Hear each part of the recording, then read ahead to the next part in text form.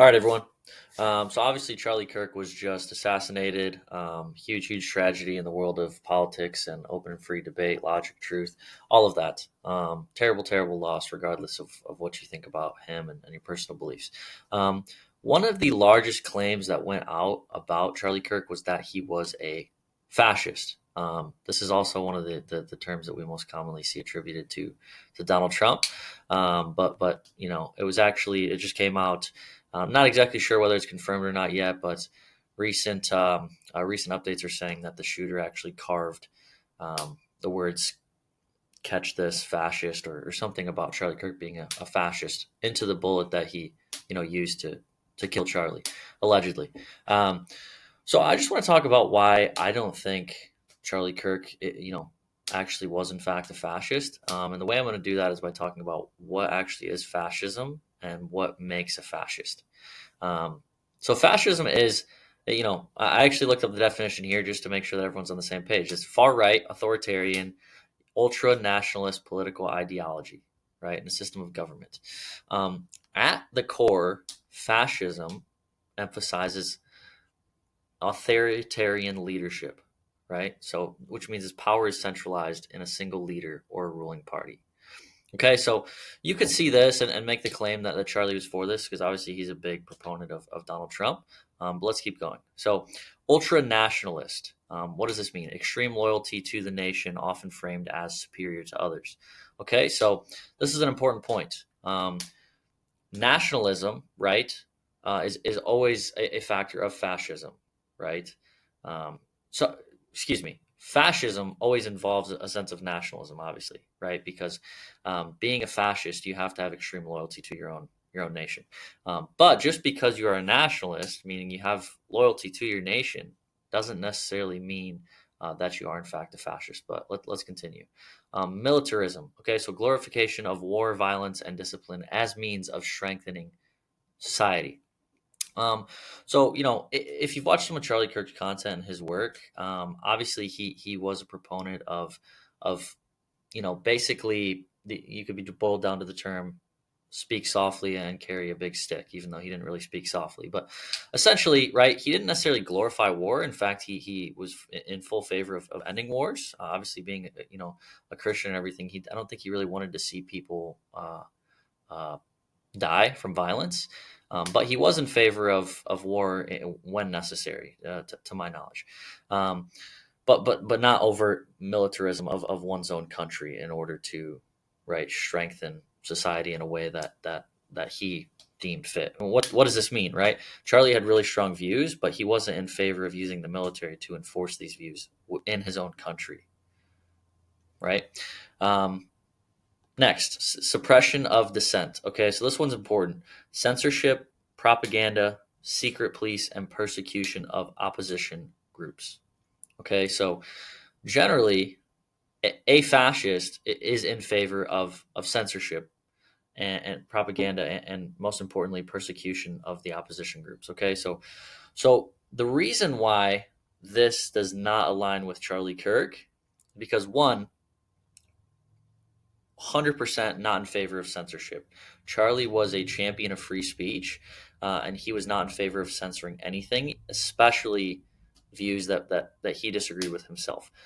He was a huge fan of public debate and public discourse, which is the complete antithesis of censorship and suppression of speech. Okay, propaganda. People could argue, people that are against Charlie Kirk could argue that what he was spreading was propaganda, but it'd be pretty hard to argue that because propaganda typically is used for some of these other things like militarism, authoritarian leadership, and things like that. Propaganda typically isn't backed by, statistics and studies and facts and truth that Charlie Kirk would often cite, when asked to check his own beliefs in the moment. Most importantly, persecution of opposition groups. Okay, so I would challenge anyone that calls Charlie Kirk a fascist to tell me when exactly he persecuted those that were in opposition of him. He certainly, he certainly entered a combat zone of ideas with them, right, in public debate. that was his job, that was his career, that was his passion. It was going to places filled with people that were in opposition to him, so that he could have open debate with them, and engage in combat of words with them, right? But in terms of persecution of the opposition groups, um, Charlie was absolutely not in favor of that. For example, he didn't call for anyone to be sent to jail for something such as an abortion or anything else that he wasn't in agree with, right?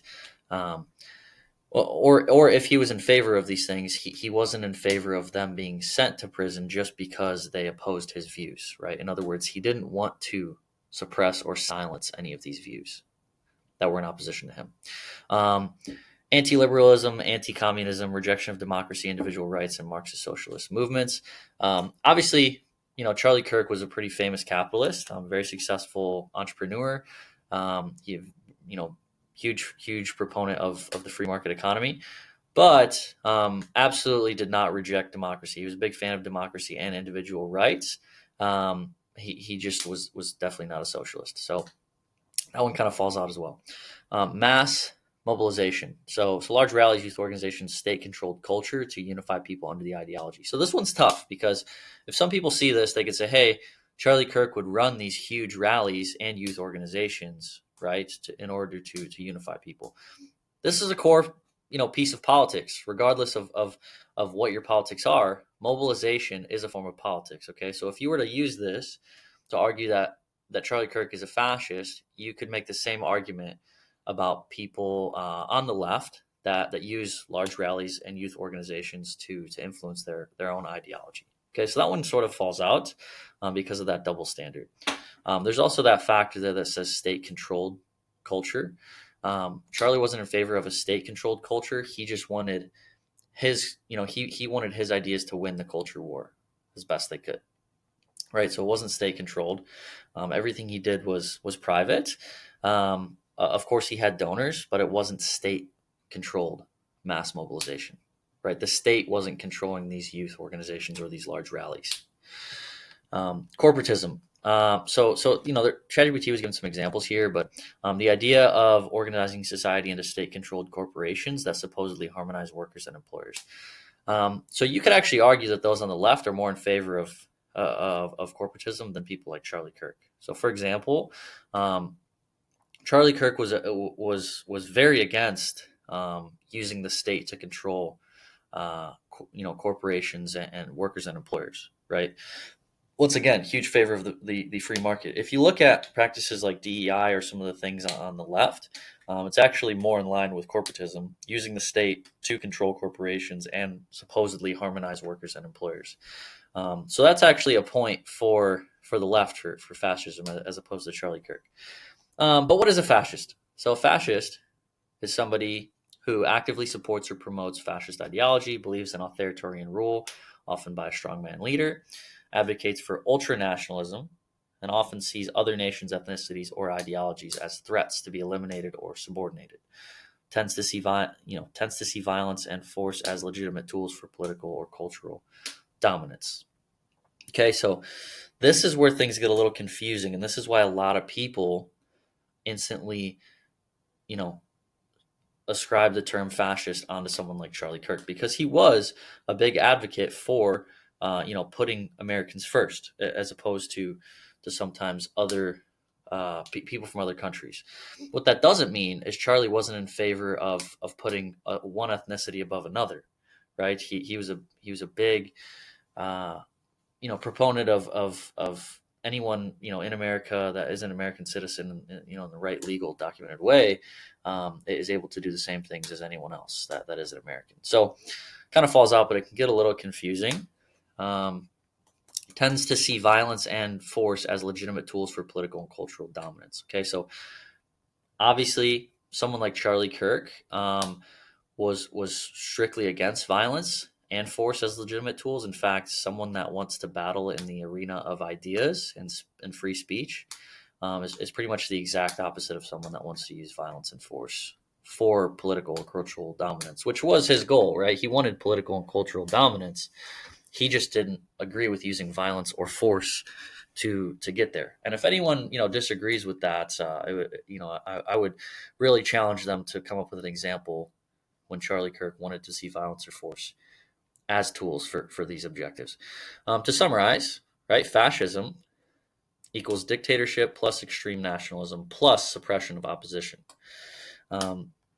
So in order to be a fascist, right, you have to, obviously embrace extreme nationalism and suppression of the opposition. Okay, so Charlie wanted to win the culture war, but he was absolutely not in favor of suppressing anyone's ideas. Right, so that's a pretty core opponent of fascism. Charlie Kirk also wasn't a proponent of dictatorship. Okay, obviously, dictatorship is when one person holds most of the power. There are no checks and balances. Obviously, Charlie Kirk was a huge fan of the the United States and the system that it's set up to be pretty much the exact opposite of that. So then I asked ChatGPT, what's the difference between fascism and nationalism? Okay, so I went into this a little bit, but this is going to make a lot of sense to a lot of people that might be confused to this. So nationalism, at its simplest, nationalism is the belief that a people who share a common identity, culture, language, history, ethnicity, etc., should be politically united, usually in their own state. It can be mild, in a form of patriotism or pride in one's country, wanting independence or sovereignty, or extreme, seeing one's nation as superior to all others. Okay, nationalism itself does not demand a specific type of government. It can exist in democracies, monarchies, or dictatorships. So nationalism is almost like it's a form of belief, right? That people put their nation above others, which can be, once again, mild or extreme.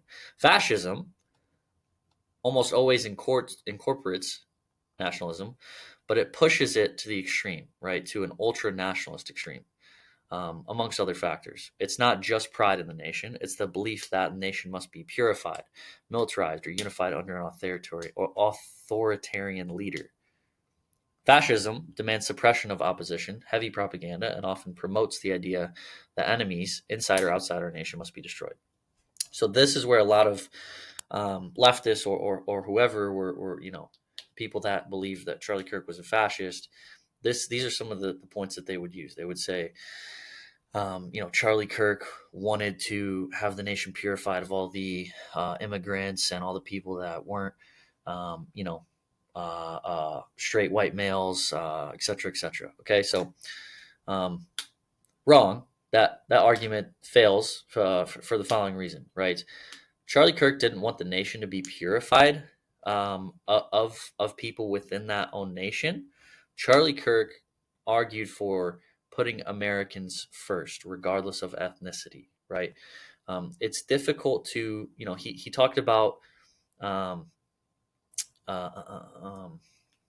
talked about the three P's. So it was people, place, and something else. Regardless, anyway. So Charlie Kirk basically he argued that in order to have a successful country, you have to sometimes put the citizens of that country ahead of citizens of other countries.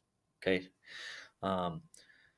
So basically, what this means is Charlie Kirk didn't necessarily want the nation to be purified of people, basically he didn't want to get rid of people that weren't already Americans. Charlie Kirk was in favor of finding people that broke the law, and were directly contributing to a failing nation, or contributing to America in poor ways, crime, rape, etc., and helping those people go through the process in a proper legal way.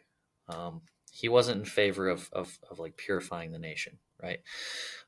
Fascism, once again, demands suppression of opposition, heavy propaganda, and promotes the ideas that enemies must be destroyed. Okay. Charlie Kirk, once again, was not in favor of suppression of the opposition and a way of silencing them. He was very, very for open and free speech debate, which he did on several occasions. A few months before he died, he actually had a live debate with the governor of California, Gavin Newsom, who is obviously in direct opposition of Charlie Kirk politically and culturally. So,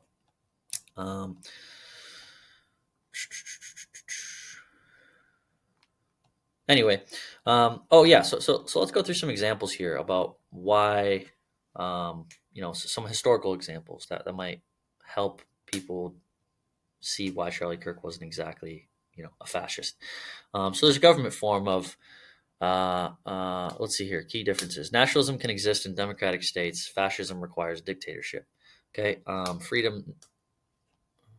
Nationalism can be peaceful. Indian independence movement under Gandhi, while fascism always embraces coercion and violence as political tools. Okay, so this is the example I was looking for that I wanted to share. So, Gandhi, for example, right? Huge nationalist. He embraced Indian independence away from people, that were coercing him, or countries that were coercing Indians. Okay, so a lot of people on the left, if you went up to them and asked them if they agreed with Gandhi, they'd probably say yes. They probably, if you ask them, was Gandhi a nationalist, they probably would say no. But Gandhi, in fact, with the definition of nationalism, actually could fit under that umbrella. So this is why it's really important not to throw out buzzwords, and if you do, just kind of, don't take them out of context, and actually, do your own research about what they really mean before you go about just regurgitating someone else's belief. In short, as we see here, nationalism is an ingredient. Fascism is a recipe that mixes nationalism with authoritarianism, violence, and suppression of freedom. Was Charlie Kirk a nationalist? You could argue yes, right? He was in favor of putting his nation and the citizens of that nation first. But he did not argue for doing that with authoritarianism, violence, or suppression of freedom, speech, or those that opposed him culturally, politically, etc. Hopefully you found this interesting. Just wanted to put this out there with everything coming out about Charlie Kirk and everything. So